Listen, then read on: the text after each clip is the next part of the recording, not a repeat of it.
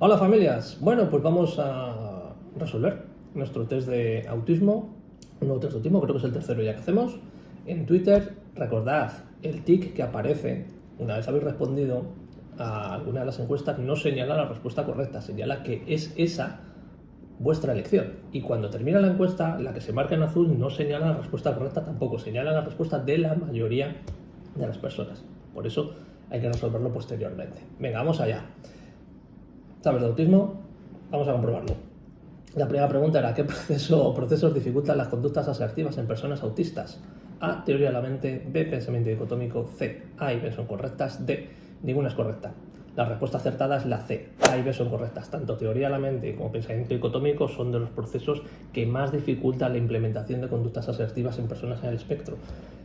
Lo que lleva a tener a veces dificultades, sobre todo en aquellas relaciones, por así decirlo, jerárquicas, como por ejemplo que sean entornos laborales, en acceder a estas conductas asertivas. Entonces es una parte del entrenamiento que digo yo que a veces es muy necesaria para sobrevivir en ciertos entornos laborales, en la mayoría de los entornos laborales, ¿vale? Entonces era C, A y B son correctas. La siguiente pregunta era: si tengo que elegir un proceso que define el autismo con respecto a la neurotipicidad, será A, disfunción ejecutiva, que ha señalado la mayoría; B, steaming o estereotipias; C, simbolización; o D, sensibilidad. Bien, pues la respuesta correcta aquí es la C, la simbolización. De hecho, la A, la disfunción ejecutiva, no es un proceso que sea exclusivo del autismo, sino otra serie de condiciones, como por ejemplo el TDAH.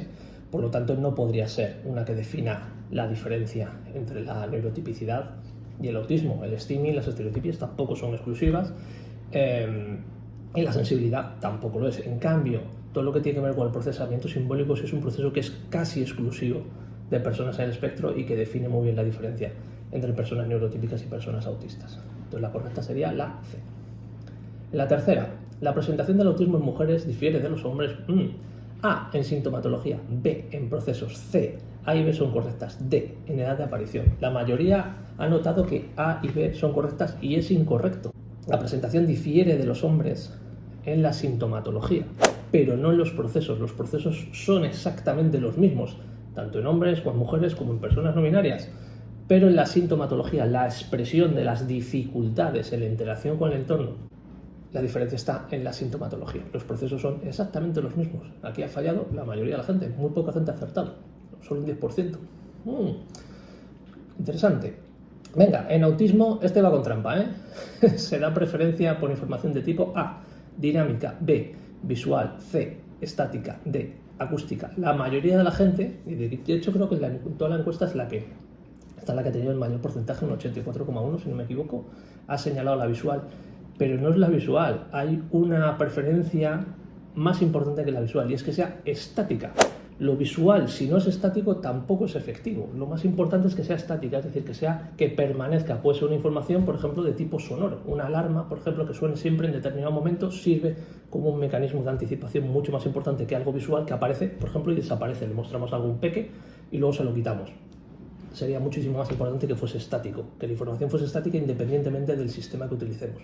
Eso es más importante, aunque lo visual, ¿vale? Te iba con trampilla y habéis caído. Venga, seguimos. En intervención con peques autistas es fundamental dotar de a la actividad: A, fuerza; B, anticipación; C, contingencia; D, sentido.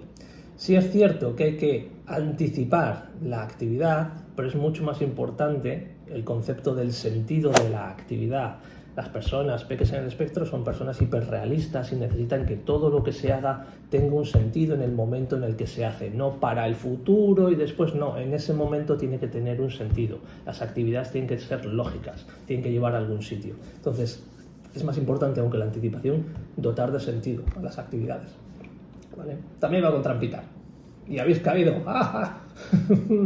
Venga, el siguiente. El modelo innato de aprendizaje en autismo es A, directo; B, inferencial; C, intuitivo; D, ninguna es correcta. Es directo.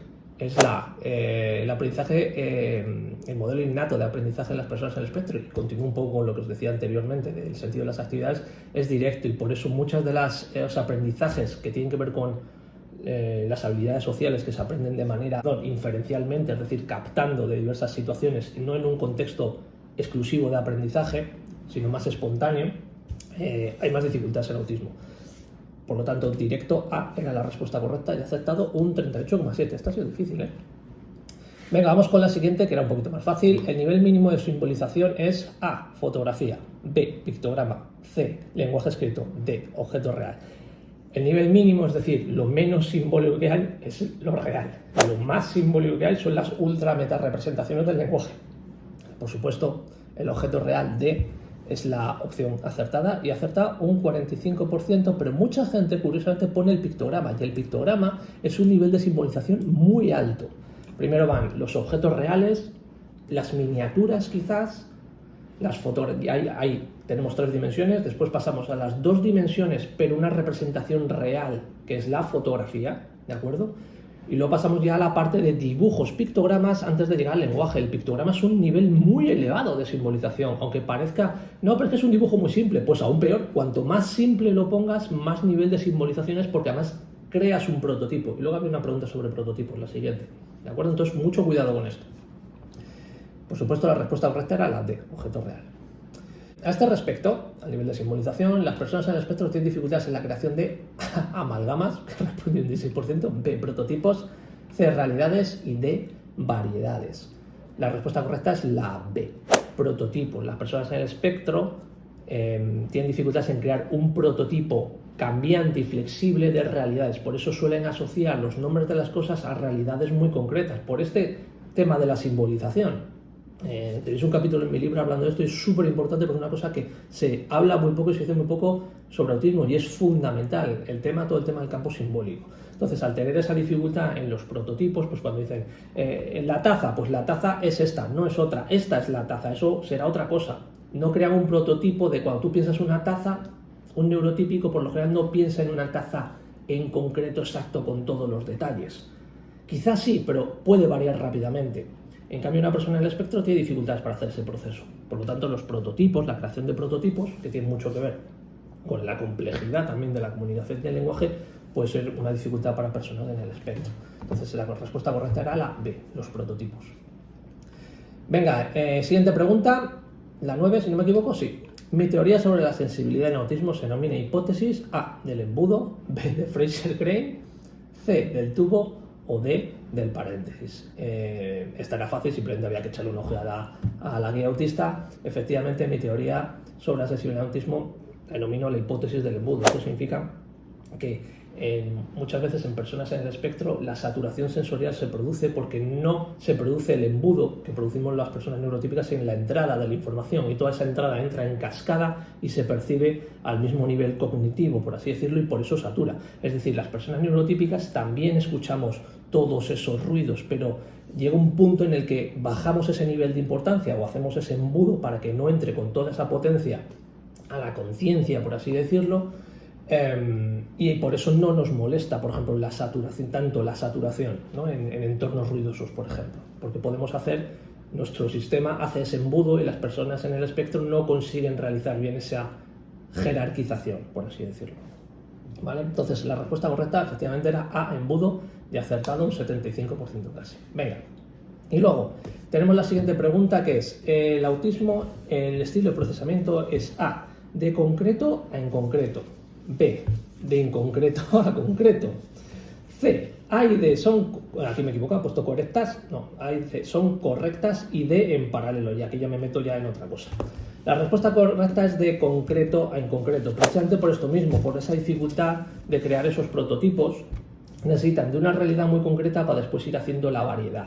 En cambio, en los procesos neurotípicos es al contrario, es de inconcreto a concreto. Nosotros no tenemos un prototipo súper férreo de las categorías de imágenes de objetos y pasamos de una variedad inconcreta al concreto muy rápidamente, y es un proceso que es muy ágil, es muy rápido. Por eso, entre otras cosas, el procesamiento a veces en personas en el espectro es más lento y en neurotípicos es más rápido y más veloz. ¿De acuerdo? Así que nada, ya me diréis vuestros resultados. Pensaba yo que era más fácil, pero veo que hay ciertos conceptos que todavía están ahí. Nos está costando, así que pues seguiremos con los exámenes. Chao.